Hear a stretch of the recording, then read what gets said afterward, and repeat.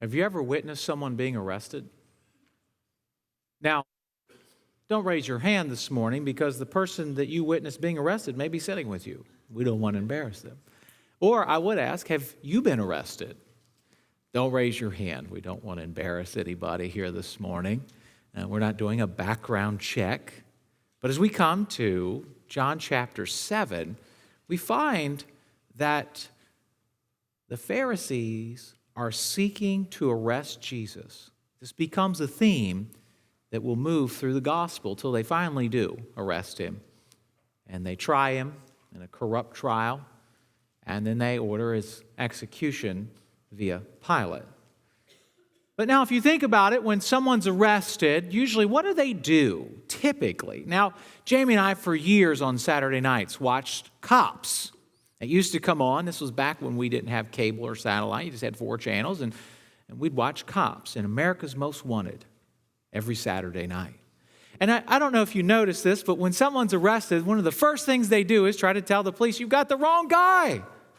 Or they try to talk their way out of it, as if somehow they're going to convince the police officer through debate to let them go. It never happens, by the way. And the one thing is, as they continue to talk, they're continuing to incriminate themselves. Now, this is not legal advice. It's just the advice from a friend. If you are ever arrested, and I know he's going to say this in church, hang on, just shut up. It's very simple, profound legal advice. Approximately 80% of convictions are because the person talked. Now, you say, what's that have to do with anything?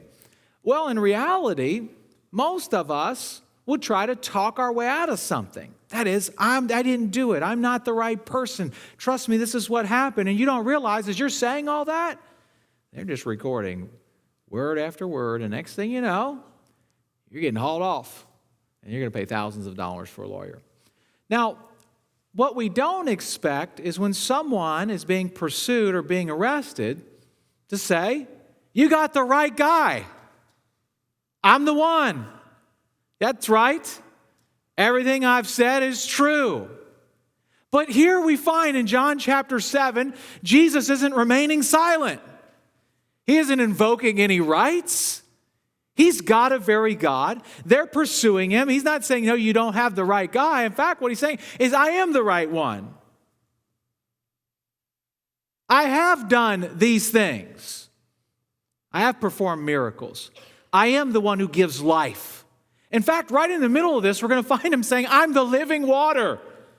The very thing they want to arrest him for, the very things they hate him for, he stands up, and it doesn't say he just says it. It says he cries it out. In other words, amidst of all the confusion, the debate, the chaos, he stands up and shouts above them all that if anyone thirsts, let him come to me. Now, most of us, if we heard that the police were in hot pursuit of us, would not stop and say, everybody, I'm the guy. But in a sense, that's what's happening here. In the midst of all of this, we find Jesus declaring that he is the one. Not the least bit intimidated by the fact that he's being pursued. I don't know about you,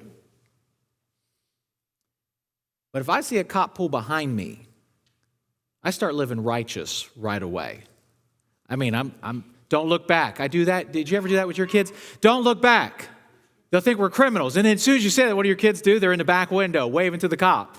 You know, they've made a sign up that says help. I don't know, that happens to me. You know, when the police, I see them, they pull behind me, I'm like, okay, what'd I do? Yeah, that's like the first thing, a guilty conscience. And I start driving, I got both hands on the wheel, and I am not going to swerve at all. I got the turn signal on 6 blocks ahead of time. Is that you? That's me. I'm asking myself, did I put the updated insurance card in the car, or did I leave it on the counter? All this is going through my head. Should I run now or later? You know, I don't know. I'm in a panic. But I panic. It's interesting. The temple police are in pursuit of Jesus. But in the midst of that, there's no panic. There's absolute calm. Absolute clarity of thought. There is no way that you're going to be able to stop when someone's on their way to arrest you and say, let me just articulate here for a moment some significant theological points. You're barely keeping it together. Aren't you impressed by the absolute calmness, if you will? We often think of Jesus in terms of the grandiose. The storm whips up, and he's calm within the storm, is he not? Something we'd be terrified in. We don't think too much about situations like this, though, where the temple police are pursuing him, and he's absolutely calm. We're reminded, as we seek to answer this question, who are you, Jesus? There is no doubt that in his mind, he's in absolute control. There isn't a moment where he ceases to be sovereign. What do we mean by sovereign? We mean that he's in control. That's all we're saying. Throughout this entire exchange, he remains completely sovereign.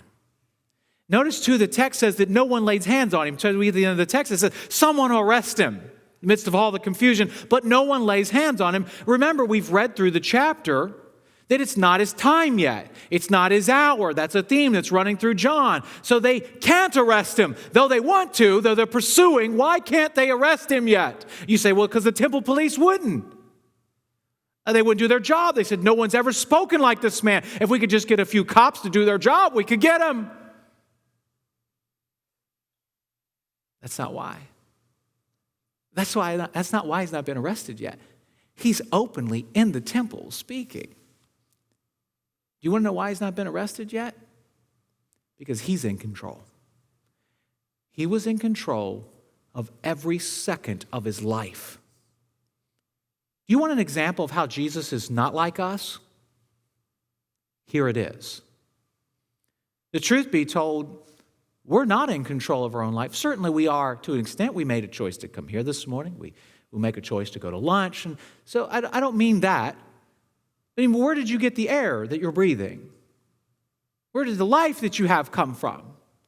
Where is your hope, your joy, your peace? Where is all that coming from? You can't bring that up within yourself. You're relying on an external source, and that's the Lord Jesus Christ. So let's go to our text. The question, who are you, shifts. There's a chaos that we see in chapter 7 about his origins. That is, where would the Messiah come from? He can't come from Galilee, can he? I mean, some say his origins would be unknown, would be secret, but yet here this man is publicly.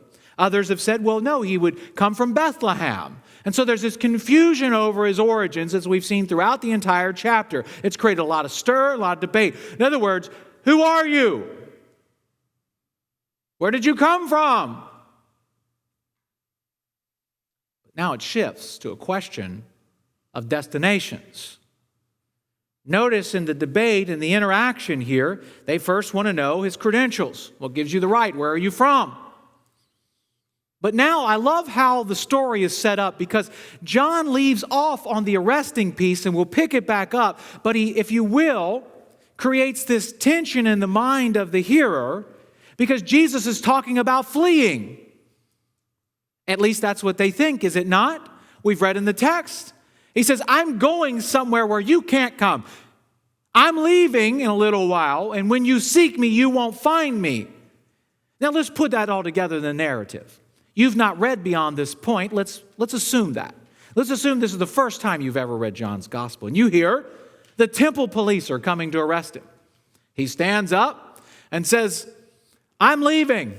Where I'm going, you can't come. Well, the first thing you're thinking from a human perspective, that is, if at this point you don't recognize his deity, you think, well, of course, he's fleeing. That's what they thought. This may even be understood by the authorities as saying, oh, you think you can go somewhere where we can't find you? Oh, you're going to go amongst the dispersion to the Greeks and teach them? Are you really going to be able to flee from justice, Jesus? Is there a place that you could hide that we can't find you? I mean, we know who you are. In the very next chapter, you know what they're going to say to him? We know who you are. You're the son of the carpenter, or literally, there's a phrase in John chapter 8 where they call him the son of adultery. We'll find you. But they don't understand. In his point on his origins and in his comments on his destination, it's revealing who he really is. It's revealing who he is. So some are standing there saying, well, we know where you're going, Jesus. You're going to jail. That's pretty straightforward. The police are coming. You're still here. We know where you're going. You're going to jail. Others, he's going to flee into the diaspora, the dispersion of Jews. But it's interesting, and sometimes we might miss this, but all of these other characters are sub-characters that are being used to tell the story of the hero, who is Jesus. I want you to know this. When you go back and read John chapter 7 on your own, I want you to know this, that Jesus knew exactly where he was going. Sometimes we miss this in a chapter. Chapter 7, we don't really talk about a lot, but yet there's so much beauty here because we find the polars, don't we? That is, he knew exactly where he came from, and he knows exactly where he's going, which should leave no doubt in our mind that he knows who he is. We've seen in chapter 5 that he's making himself equal with God. There's absolutely no doubt in his mind who he is. Now, some may say he's just crazy. He's just a con man. He was just a common criminal. And certainly from a human perspective, you may say those things. But from his perspective, he knows exactly who he is. He knows where he came. Knows where he came from. He knew where he was. And he knew where he was going. There's no doubt. That's why there's this calmness, this stillness that's happening. Now, as we look at the text, I want us to recognize that as we move from this confusion, we really come to that central question, which is, who are you, Jesus? And there's still a lot of confusion flying around. They've come up with different ideas. If we notice in the text, there's some that say that this really is the prophet, emphasizing really. See, Moses had promised that there would come a day when a prophet would come and deliver the people, a prophet like him. And so the people are thinking, well, we're in bondage. We're under the yoke of bondage. Now's the time. There was a certain expectation that there would be a messianic deliverer like Moses. So some are saying, well, of course, look what the man does. This must be the prophet.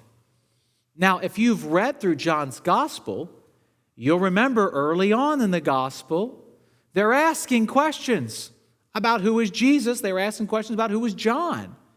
They want to know, is he the prophet? No, he wasn't. So that question's come up. Who are you, Jesus? Are you a prophet? Not just a prophet. Oh, no. Second, some say he's the Messiah. Now, maybe not in the sense that we say it, but there are speculations. There are questions. Now, we take for granted because we have all of the New Testament.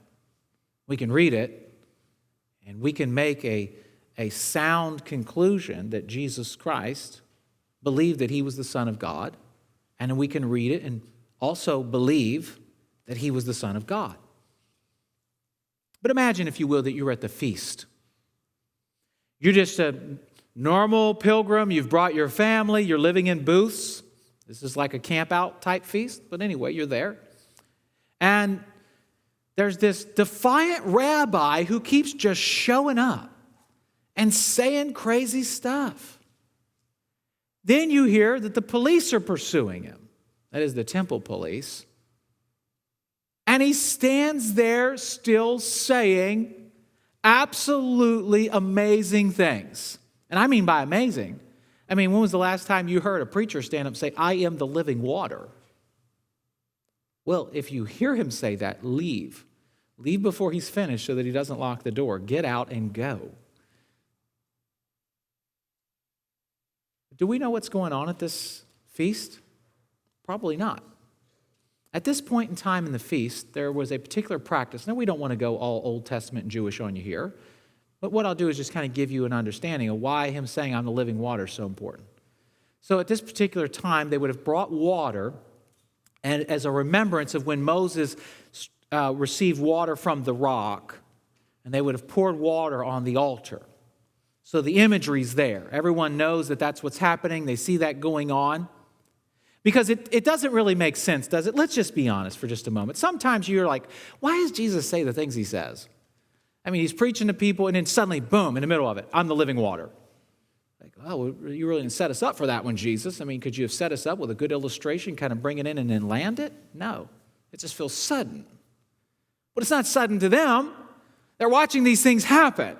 Now, the audacity of a rabbi whose origins, frankly, are unknown. Some of them think they know, and at best, he may just be a hillbilly from the mountains who's come down and wants to preach to the rest of us and tell the rest of us how to live.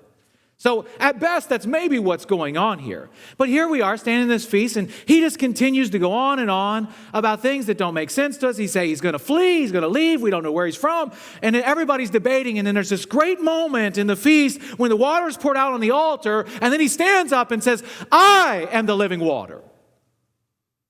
You see the audacity in that? We just minimize that. Well, of course he's the living water. Praise God. He's also the bread of life. You know these things now. The shock, it doesn't hit us the way that it hit them. We take it for granted. But he stands up in the midst of that feast and is saying everything that this feast is pointing you to is standing in your midst right now. I am the living water. The hope that you have in this ritual, what you desire to see in this symbol, behold. But they couldn't. They couldn't see it.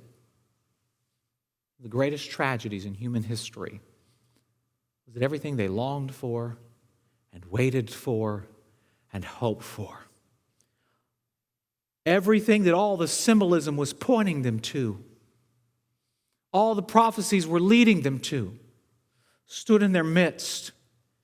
And when you hear John say, and we beheld his glory, your mind runs to only the supernatural. You only want to think about the transfiguration because you think that would have been great. What a show. And certainly it would be amazing to have witnessed that. But I'm talking about the mundane moments when he stands in the middle of a feast facing potential arrest, prosecution, and execution, and calmly declares that everything you've hoped for is here now.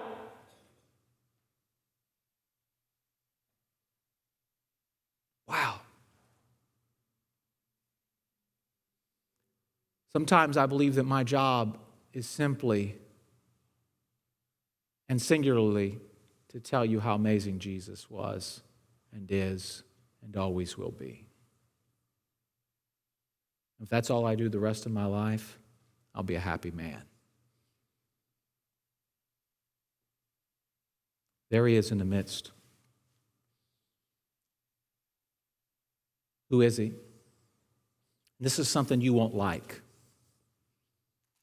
He is simultaneously hidden and revealed. And I know you don't like that. We like the idea of a Jesus who stands on the sidelines, hopes that we figure it out, and then pops out at the last second like, you got it right. Here I am. That's so pathetic. It does so much damage to the person and work of Jesus Christ. He is simultaneously hidden and revealed. You say, if I was there, I would have embraced him. All I would have needed a few stands of just as I am, and I would have clung to Jesus like nobody's business. No, you wouldn't have. Because he's always simultaneously hidden and revealed. There's a tension that we live in, that they lived in until the final revelation of the Christ. There's coming a day as we heard in our call to worship, that every knee will bow, every tongue will confess, everyone will behold him for who he is. There's coming a day that the veil will completely be removed. There will be no hiddenness to his nature. It will be on full display for eternity. But on that day, some of them could only see a defiant rabbi. That's all they could see. I mean, we do things a certain way here, Jesus. And you keep busting this thing up. You keep saying crazy stuff. Couldn't you just go along with the program? I mean, listen, we've been pouring water out on this altar for years, for generations. And you go and mess it up. Oh, I may step on some toes this morning. I better be careful. We've been doing that for a long time. We got to keep it that way. And then Jesus comes in. By the way, when Jesus shows up, he just wrecks your world. I just want to let you know that. If you think that following Jesus is going to be neat and you're going to be able to, it's going to be very organized and structured according to the way you want it, by the way, you need to just get rid of that whole idea. Your world will be turned upside down. Completely turned upside down. That's what he's doing. Don't you know, Jesus, we've done this for centuries. You stand up and you say, yeah, but it's time to stop. I'm here now. They just see a defiant rabbi. One that many of them think as we look at the text, I mean, as we read down through the text, you see that they believe he should be arrested. I mean, I'm going to tell you something about church folk. They're sometimes the most amazing people you'll have ever met in your life. Tell the truth. I know this isn't an amening church, but I'm telling you right now that Jesus, the church people, can sometimes be the most amazing people you've ever met in your life. Is it not true?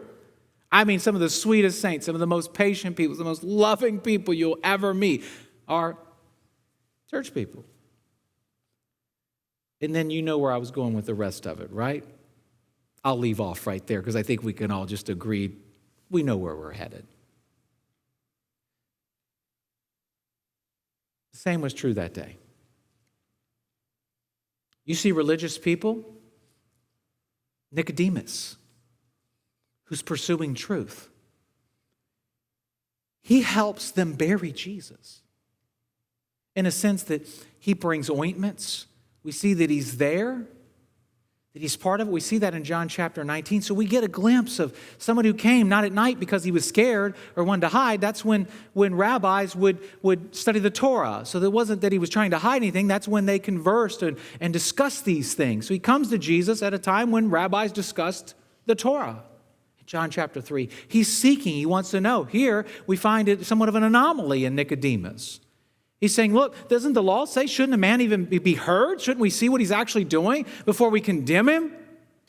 And of course, they turn the table on him and say, oh, you're a follower now? Are you from Galilee too?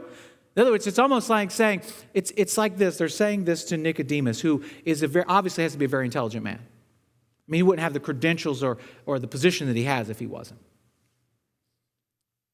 They're saying, so you're like this ignorant hillbilly as well. Essentially, that's what they're saying when they're saying, are you also from Galilee? That's what they're saying. So you see Nicodemus, but then you see amongst religious people some of the worst people in the world. They hate Jesus. They want him gone. There's always that tension, isn't there? But I believe that when we're asking the question, who are you, Jesus? We don't find the answer in people. We find the answer simply in him. You have the defiant rabbi who's claiming to be the living water. And when we think about that claim, it is utterly amazing. Have you ever been so thirsty before that even water wouldn't quench your thirst? I don't know if you've ever been in a place like that. I've been through, I can remember some of the stuff we did in the military, some of the exercises that it would just be so hot and you had all this gear on and you just felt like no matter what, you could not ever get your thirst quenched. I don't know if you've ever been in that place where your mouth is just dry and you try to drink water, but it feels like it just goes through your mouth so fast that it doesn't quench. Or even if it does, you find just moments later you're thirsty again. You get some more water, next thing you know, you're thirsty again, and now you're running around with a belly full of water and you're about to get sick. because you drank too much trying to quench your thirst, and it's really had a contrary effect because now you're throwing up and dehydrated. You've never been there. I don't know where you have been, but I've been there many a times. But you're still thirsty. The thirst doesn't go away. Jesus is saying simply, what I'll provide for you, there's a thirst in your soul, in your heart, in your mind. That is a thirst, a longing to know God, to be loved by God, to be known by God, to be in God, to belong to Him, to have hope in Him. What you're really longing for and thirsting for, you can pursue it and you'll still thirst, but I'll provide for you streams of living water that will bubble up within you, and you'll never thirst again. Can you imagine finding water if you just took one drink of it, you were never thirsty again? Oh, where's that water? I want that water. Sir, ma'am, give me that water. This is just an illustration, a symbol of what Jesus gives us. And so, we see a hung jury in the crowd. Who is he? We don't know. But we see an irony, though. This is interesting. We've seen an anomaly in Nicodemus. We don't expect this from the religious leaders. We see a jury that's hung. They can't make up their mind. Who is he? But then we see this irony, and John has this way of writing that's unique to John, but we call them, basically, scholars call it Johannine ironies. It's a way of saying the Greek for John. And what he'll do is he'll put truth on the lips of someone who doesn't necessarily understand or believe the truth, and has them espousing it in a way that the readers recognize that after the fact, oh, that is true, though they didn't fully understand it in the moment.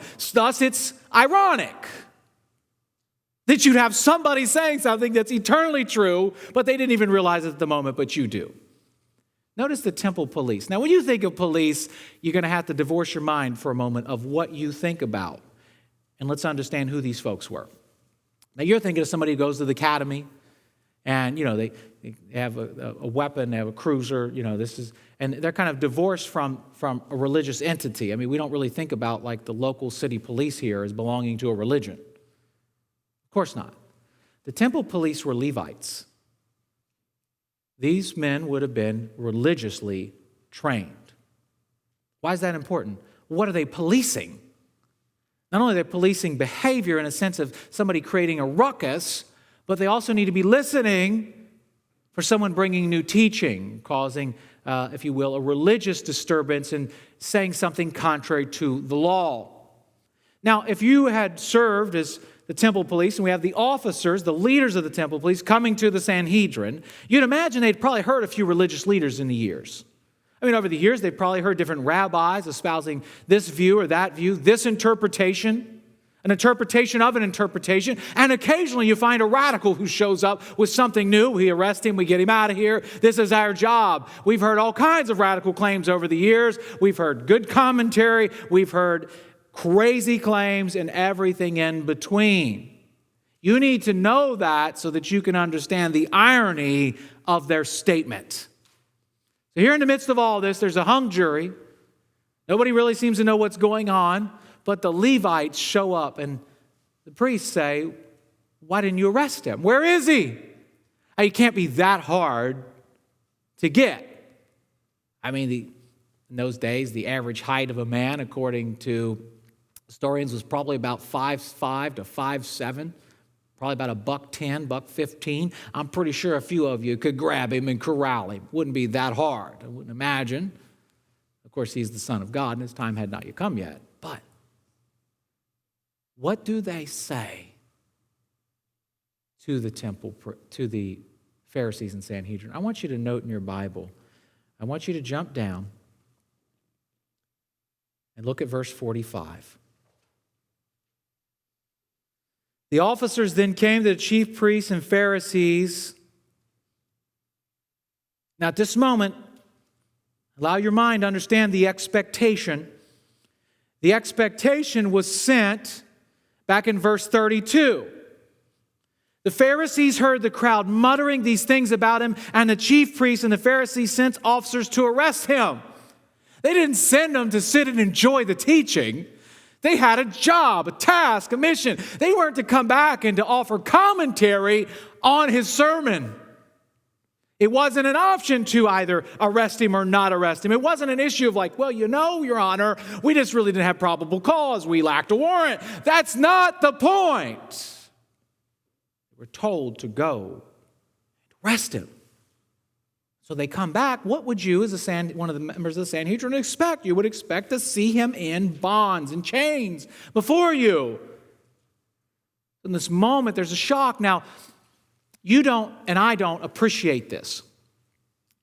You did not defy the Sanhedrin. You're like, I send somebody to arrest me, I'll lawyer up on you. It's not going to happen, okay? I tell you right, I know my rights. It's because we're Americans, 2,000 years divorced from the story. We say no. It's rugged individualism. We know our rights. You cannot impose on those rights.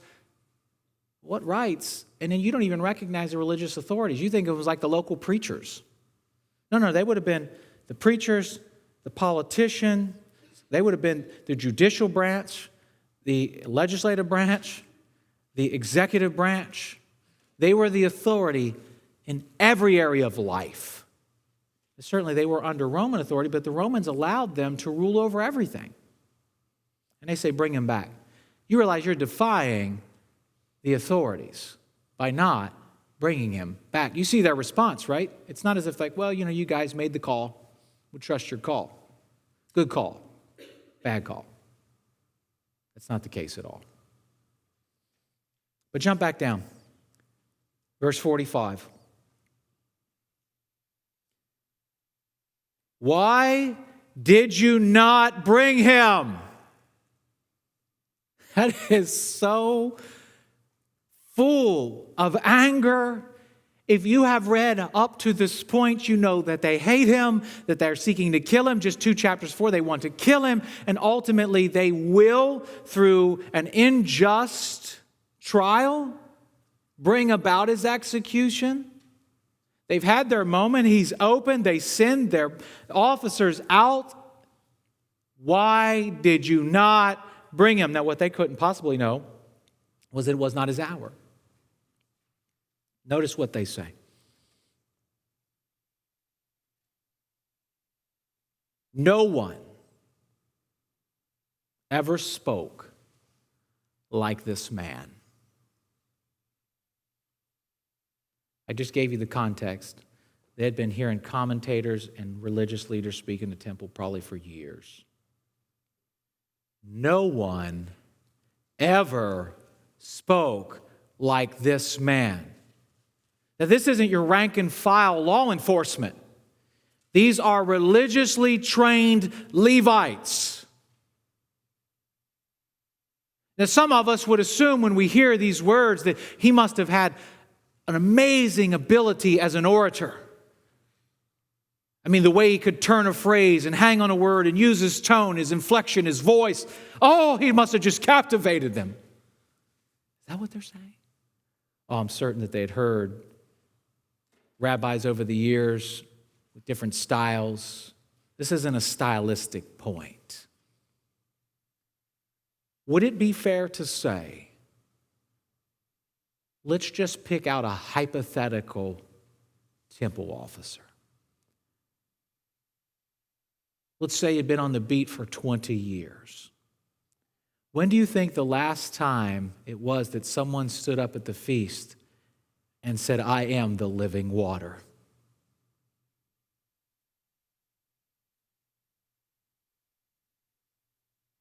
No one ever made such claims. Certainly some had come and claimed to be a Messiah. The book of Acts tells us in other places that there had been some who come to claim to be somebody.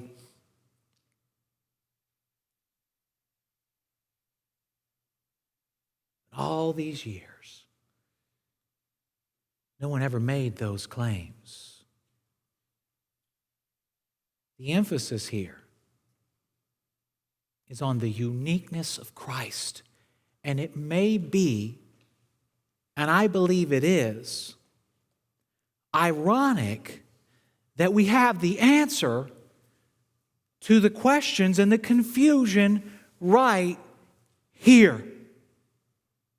There has never been, nor will there ever be, someone like Jesus. That's what we find as we really come to kind of a crescendo here, and we find that the text brings us to a place having speakers who we don't expect say what we expect the religious leaders to recognize, but they ignore. That there's no one like him. That we've been doing this job for 20, 30, 40, 50 years. My dad did this job, and my grandfather did this job. I grew up listening to the great rabbis speak at the feasts, but there was never one like him. I've grown up memorizing the Torah, reading it night after night, but never was there a one like him. It comes to that place when we must recognize that the question has been answered, that there is no one like Jesus. And there never will be. The story, on the one hand, ends in tragedy, does it not? Now, we may run headlong into the death of Christ and say, therein lies the tragedy. But post-resurrection, we don't say that. But there still is a tragedy here in this story. It's rather tragic. The pressing question of the day, the buzz at the feast was, who is this man? Making such grandiose claims. Who is he? That's the pressing question, the pressing issue that's dominating the feast. Instead of seeking an answer, they decide to eliminate the question. Therein lies the tragedy. The people who should have known, who should have been seeking, who should have understood, they don't want to. They don't want answers to the most important questions. Who is God? What is he like? They just want to eliminate the question. You know, Jesus was the man they were looking for. And eventually, they would get their man. That is, they would arrest the right man. They would take him through a trial with a kangaroo court, an unjust proceeding, one that we see some of the Sanhedrin won't participate in. We have a glimpse of what's to come when Nicodemus says there should be a fair hearing, a fair trial, but yet there wasn't. Oh, they would get their man. They would condemn him, and they would go to Pilate and ask that he be executed. He was executed. They got their man. They didn't have to answer the question anymore, did they? They had eliminated the question. Once and for all. Never to be heard from again. But what they couldn't know is that God was sovereignly using them to bring about the answer to that very question. Oh, isn't that just like you, Lord? That you are so amazing, so capable, so powerful, so sovereign, that you could use our fallen, sinful behavior to bring about your perfect will, while simultaneously you are not the author of sin, but yet you are so powerful and so in control that you can orchestrate and use and move and shift people and places to bring about your perfect will. They thought they had stamped out the question, but what they were doing is being used, propelling Jesus to the moment that he would provide an answer that would change the world. Who is he? Who is this defiant rabbi? He was the one who would conquer the grave. That's who he is. Who was this rabble riser? Who was he? He was the one who would defeat the grave and conquer sin and the devil forever. That's who he is. That's who he always will be. Oh, how they didn't know that the one that stood before them that day, the one that they wanted to eliminate, had come to save them. And in killing him,